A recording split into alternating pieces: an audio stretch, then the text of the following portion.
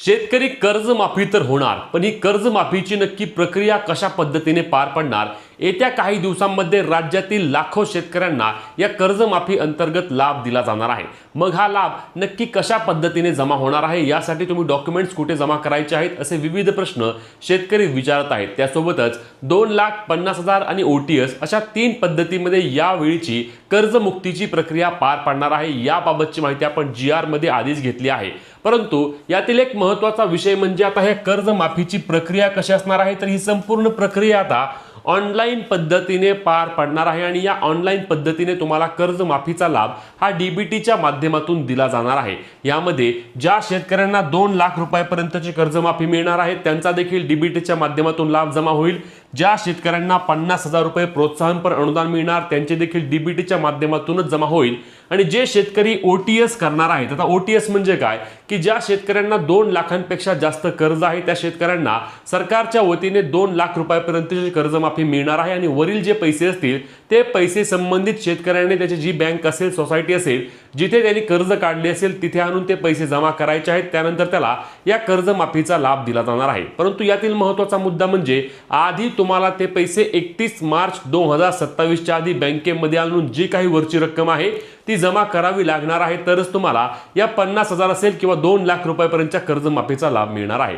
मग आता या कर्जमाफीबाबतच्या या सर्व प्रक्रिया सुरू असतानाच ऑनलाईन पोर्टल आता उपलब्ध होणार आहे आणि या ऑनलाईन पोर्टलच्या माध्यमातून त्या ठिकाणी शेतकरी कर्जमुक्ती होणार आहे, ज्यामध्ये 3 पर्याय असतील। मी आधी देखील सांगितलं आपण की ज्यांना 2 लाख मिळतील त्यांना थेट कर्जमाफीचा लाभ मिळेल। जे शेतकरी रेग्युलर आहेत 50,000 रुपये त्यांना अनुदान मिळणार आहे।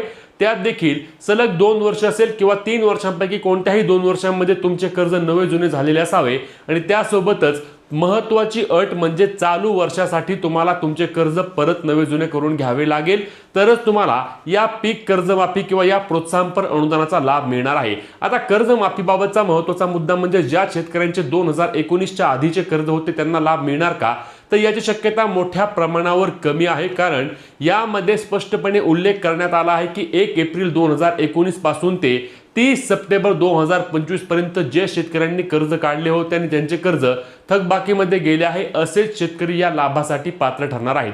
आणि यामुळे आपण देखील पाहिलं की अनेक शेतकरी नाराज देखील असल्याचे पाहायला मिळत आहे, कारण या अटी आणि निकषांमुळे आम्ही या योजनेच्या लाभापासून वंचित राहतोय।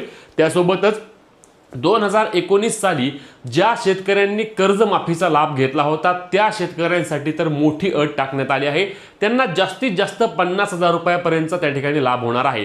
मग ज्या शेतकऱ्यांवर आता 1,80,000 रुपये कर्ज आहे त्या शेतकऱ्याला फक्त 50,000 रुपयांचा लाभ होणार असेल तर ही कर्जमुक्ती कशा पद्धतीने पार होईल आणि त्या शेतकऱ्याला कशी मान्य असेल असे देखील प्रश्न आहेत आणि यामुळे अनेक शेतकऱ्यांनी याबाबतच्या तीव्र भावना देखील व्यक्त केलेल्या आहेत।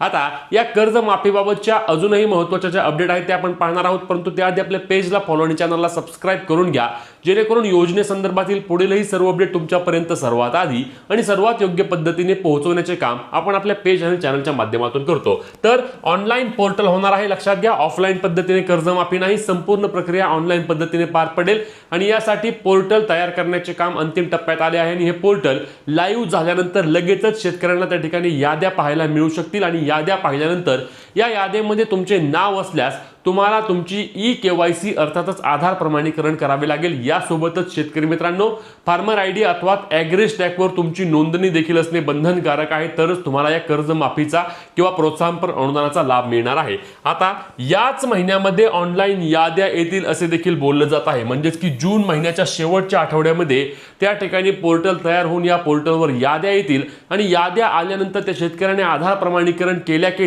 त्या शेतकऱ्याला या कर्जमाफीचा लाभ मिळेल। अर्थातच बँकांना देखील खरीप हंगाम 2026 साठी त्या ठिकाणी त्या शेतकऱ्याला पुन्हा एकदा पीक कर्ज देण्यासाठी त्या ठिकाणी सांगितलं जाईल आणि अशा पद्धतीने बँकांशी देखील चर्चा झाल्याचे मुख्यमंत्री देवेंद्र फडणवीस असतील आणि त्यासोबतच आपले कृषी मंत्री दत्तात्रय भरणे असतील यांच्या वतीने स्पष्टपणे सांगण्यात आलेले आहे। आता यातील महत्त्वाचा मुद्दा म्हणजे E-KYC केल्यानंतर DBTच्या माध्यमातून पैसे जमा होणार आहेत। मग हे प्रोत्साहनपर अनुदान असू द्या, 50,000 रुपयाचे जे अनुदान मिळणार आहे ते देखील असू द्या किंवा 2 लाखांपर्यंतची कर्जमाफी असू द्या, सर्व प्रक्रिया DBTच्या माध्यमातून आणि E-KYC केल्यानंतरच पार पडणार आहे। आता या E-KYC साठी तुम्हाला बँकांमध्ये पर्याय मिळेल का किंवा ऑनलाईन पोर्टलवर तुम्हाला स्वतः तुमची KYC करावी लागेल हे देखील आपल्याला येत्या काही दिवसांमध्ये समजणार आहे। परंतु सहकार विभागाच्या वतीने कर्जमाफीची प्रक्रिया राबवली जाणार आहे आणि ही संपूर्ण प्रक्रिया ऑनलाईन पद्धतीने पार पडली जाणार आहे। यासोबतच्या सर्व याद्या तयार आहेत, फक्त याद्या प्रसिद्ध झाल्यानंतर लगेचच शेतकऱ्यांना कर्जमाफीचा लाभ त्या ठिकाणी मिळणार आहे।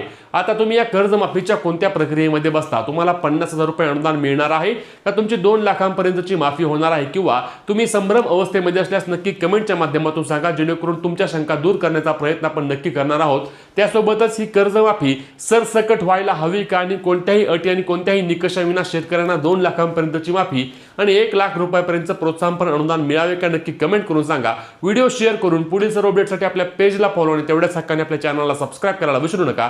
भेटूया पुढच्या व्हिडिओत, तोपर्यंत जय महाराष्ट्र।